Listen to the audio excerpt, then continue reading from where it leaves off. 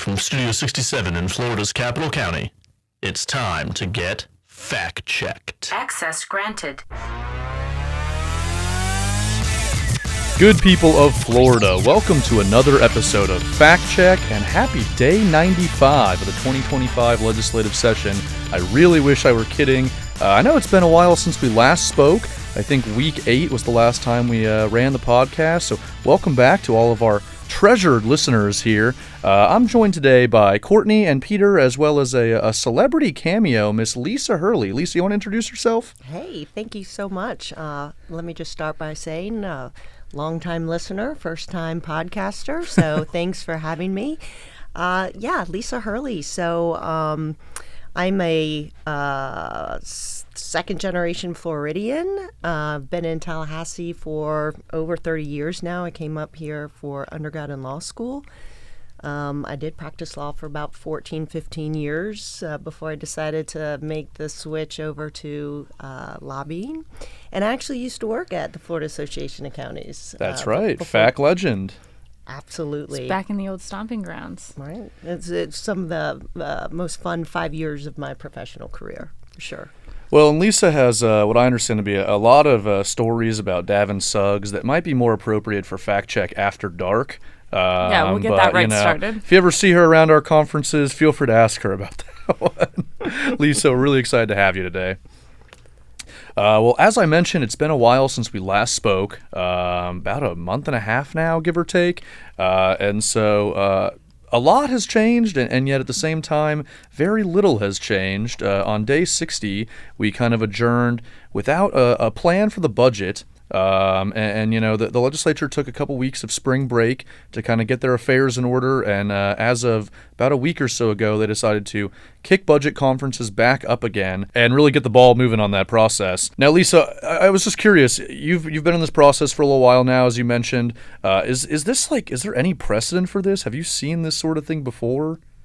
There really isn't, and I have been doing this for a little bit longer than you guys, but even I've looked to some of the older folks in the process that have been in it much longer than I have, and everyone agrees that this session is like no other. But you hit the nail on the head. What we've encountered is just a fundamental philosophical difference between the chambers on spending. The Speaker's plan to reduce the sales tax is really more about his feeling that government is incapable of spending every dime that they get. So you have to cut it off on the front end. So you stop the revenues. And, you and I would have never felt that sales tax reduction. And so I think where the governor is coming from and the Senate president was coming from is we want to deliver real tax relief to the citizens and those that will feel them. Well, you bring up a good point, is that there is actually kind of a third variable in this whole thing, and that's the governor's office, Lisa. There have been points where this has felt a bit like a Mexican standoff. You want to speak a little bit to kind of where the governor plays into all this? Yeah, and it really, I think the Speaker set the stage when he took over the gavel at the organization session. He made it a point to emphasize that the legislature is a co-equal and separate branch from the executive branch. It was his feeling that for the previous years under Governor DeSantis that the legislature pretty much delivered on all of his priorities. And perhaps he may have encroached a little bit into the legislative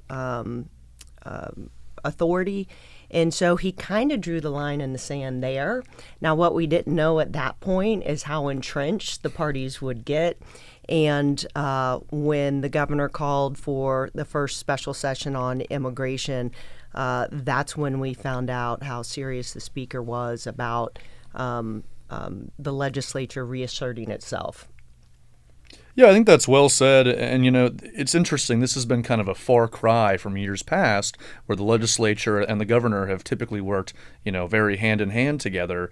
But I think in this case, both the presiding officers kind of have their own ambitions here, and they've kind of attached their identity to those ambitions. And that's really what we're seeing at the end here. as far as their priorities. It's also been a really interesting exercise outside of the relationships with the Senate President, the House Speaker, and the Governor, is also what's happening at the federal level with President Trump being reelected and essentially taking so many Florida electeds and appointing them to the federal office. And so, which has given, rise to how many special elections that we've had, and seeing some of our electeds go to D.C. and has left some voids in the legislature. So that's been interesting to follow as well. Absolutely, Lisa. And I think the only thing we do know for sure right now is that nobody knows anything for certain. There are, however, a couple kind of policy issues that we were tracking at the end here that we did want to touch on a high level. Again, I did mention that Rural Renaissance package, and that was included in the initial call on day 60. And ultimately, in later versions of this call, it does not sound like the Senate has dug their heels in to make that a priority going forward. So I would not expect to see any version of the Rural Renaissance in its form as kind of passed by the Senate back during the original 60-day session here. One of the other things we talked about was the tax package, and there's been a handful of landmines within that have evolved throughout this session. Early on there was kind of a threat to the local option taxing authority, and then that evolved into a potential erosion of the TDCs and local TDT authority. And then we also had the local option tax for affordable housing. That's right, the missing middle. So we've heard it's still in play. We don't know. No one has seen the tax package, and that's something big here. Lisa, have you ever seen it where we're moving but we don't have a tax package yet? So typically the tax package is one of those items that's one of the last things to be hammered out the details. But it's been really, to your point, Courtney, it's been really, really quiet. And not just on the tax package, but just in budget negotiations in general. And I think what you're seeing now is it's really up to just the presiding officers. There's just a handful of people that are making these decisions at this point. Yeah, and it occurs to me that, taxes were such kind of a loud undercurrent of what was going on this session that I'd be shocked if there wasn't at least something to come out of this. But how significant or how kind of muscular that tax package looks at the end remains to be seen here. They're playing things pretty close to the vest. Since we last spoke, we've also had some developments in property tax. The last week of session, Speaker Perez came up with a property tax committee, periodically held during summer. He appointed a number of members, both Republican and Democrat, to meet and discuss proposals that would, provide ideas. He was basically mentioning that the governor had come up with the idea of reducing property taxes, but didn't really have any substantial plans on how to do that. And it seemed the speaker wanted to get ahead and provide his own ideas so that they could hash them out. Some folks are saying that this might be a way to decrease the property tax idea in its entirety. What we saw, there has been two meetings. What we saw in the first meeting was a discussion of perhaps a one-size-fits-all will not work. In the second meeting, we did have Amy Baker, the state economist, provide some insights on the different revenue sources that these taxes provide. And it was a pretty fruitful discussion. There was a lot of different ideas being thrown around on top of the speaker's proposals, and somewhat bringing it down a notch to a more realistic level. Yeah, so thanks, Peter. And the Select Committee on Property Taxes, as you mentioned, has two co-chairs in the form of Representatives Vicky Lopez and Toby Overdorf. And like you said, they're going to be meeting kind of throughout the summer and into the fall. And I believe the speaker said that his stated priority was to have legislation filed for week 1 of the 2026 legislative session. So kind of in the interim, there's going to be no actual actions taken. It's just going to be a forum for discussion on the issue of property tax relief. He did actually mention, I believe, several kind of high-level preliminary ideas in his initial call for this select committee, and they were a little alarming just as far as the scope of what they would do to the current system. And I think our messaging from the very beginning has been that while this system does require some tweaks, that this would be really reinventing the wheel and kind of significantly impacting local county taxing authority here. So. Lisa, have you ever seen this before? Someone go after property taxes like this, or even try to tweak them, or? Well, and I don't know what year it was, but of course, we've had constitutional amendments put on the ballot before. So any sort of reform, I think, that goes to ad valorem taxes is going to be in the form of a constitutional amendment. And years ago, I think under Marco Rubio, we did see the Save Our Homes constitutional amendment that was passed by the citizens of Florida, which of course takes a 60% threshold to pass. And so I think what's going to be interesting again to see play out, obviously counties will be cooperating and hopefully participating in these meetings with the Select Committee on Property Taxes. But one of President Albritton's proposals that was originally included in the tax package was his a study between now and next session of property taxes. And as I sit here today, I don't know if that ends up in the tax package or not, but an independent study that would look at property taxes and how and if you could unwind them. I mean, certainly a very complex issue because you would certainly have to replace it with another tax, and it would have to, I have to believe, would be a consumption tax. Sure.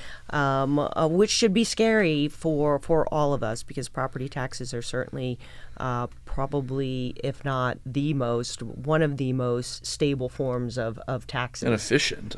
Inefficient. And so, and it goes to pay for all of the essential functions of local governments. Your local law enforcement, your first responders, your parks, you name it. Yeah, I think you hit the nail on the head, Lisa. I don't want to be staring down the barrel of a 30-cent on the dollar sales tax going forward.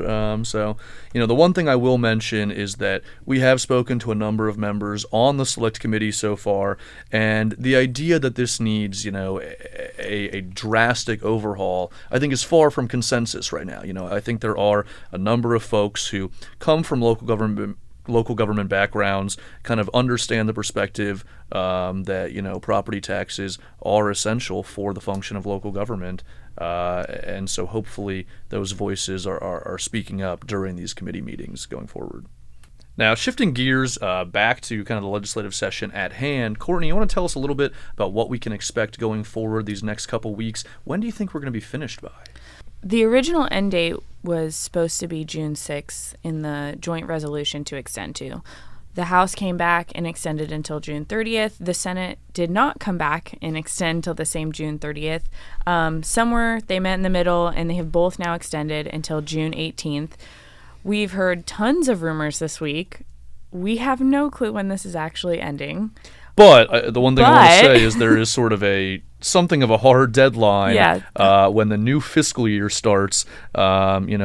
If I think they're almost playing chicken with each other at times here, but come July 1st, we're looking at a government shutdown if we don't have a budget in place, or at least a continuing resolution of some sort. So right, and I think at that point they would just have to fund small portions to keep government going. Right. Is how I think as much as I think what would happen there is everyone would be pointing fingers, the reality is that I think everyone kind of looks bad in that situation. Yeah. So I think now that we've decided on this June 18th deadline, it's kind of like we got to meet in the middle, finish this budget. So as soon as we get that news, we will let you guys know. We're hearing the 16th at first, and then we're hearing Saturday the 14th. So during this time, though, weekends do count, just like regular session weekends do count, but right now more than ever, they are actually using those weekends to get work done to try to meet this deadline. So hopefully we will see something shortly here. And just to take a step back on kind of the process here, things typically start, as far as negotiations go, within like kind of the corresponding committees, appropriation subcommittees from each chamber. Right. And then, if issues cannot get resolved, they ultimately get bumped up to the appropriations and budget committee chairman. Right. And so we are kind of starting to see we have things gotten funnel up toward the top here. We have gotten a few bumps. I think there's been 2 committees that have bumped so far. I know that we're still waiting on some offers from the House or the Senate and other committees. But yeah, I mean, once it gets bumped, it'll go, like you said, to the budget chairs and appropriations, and hopefully they can resolve from there. And the other thing I'll say, Courtney, is that it feels like several of these big announcements as far as progress have sort of come in the dead of night as an ambush. And so, we're hearing all this doom and gloom, but, we've heard that before. And a lot of times they seem to almost figure things out when we're least expecting it. So maybe that's just the cautious optimist in me. But, hopefully this weekend they get a lot of work done, and we're hearing good news by early next week. One thing we can be optimistic about, though, is annual conference later in this month. That's right. We're looking forward to seeing everybody, and we got a lot of good workshops this year.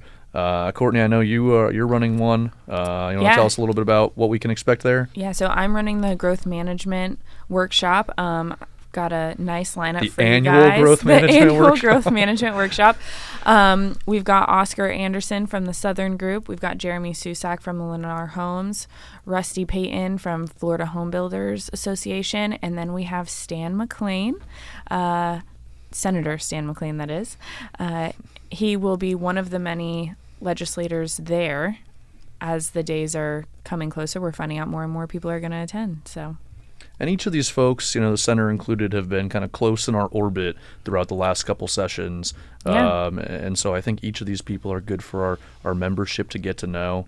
Because, whenever we can make them partners rather than enemies, I think that's a good thing. Yeah, and that's the thing, too, is sometimes we don't always agree with, even the people on my panel, there's been times where I've had to go talk to Oscar or Rusty and be like, guys, what are we doing here? But it's keeping these working relationships and, the fact that we then can invite them and find solutions during session.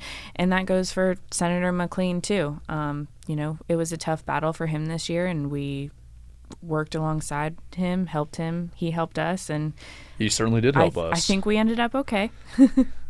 Well, Courtney, that sounds like a terrific opportunity. And Peter, you've been awfully quiet over there, but I understand you are running a workshop as well. You want to tell us a little bit about your special guest you got coming through?